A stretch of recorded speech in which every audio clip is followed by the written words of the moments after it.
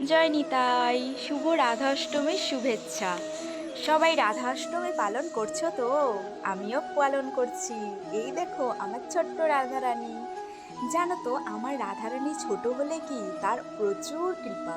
আর এত কৃপা তোমাদের বলে বোঝাতে পারবো না। ভগবান না ছোট বড় কিছু নয়। অনেকে বলে আমার বড় লাড্ডু গোপাল, কিন্তু ছোট লাড্ডু গোপালেরও না অনেক মহিমা। শুধু ভগবানকে ভালোবাসতে হবে। ভালোবাসা ছাড়া ভগবান যে আর কিছুই চায় না।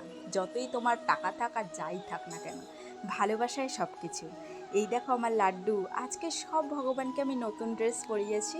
এই দেখো আমার রাধারানী, কেমন লাগছে সবাই কিন্তু একটু কমেন্ট করে জানিও।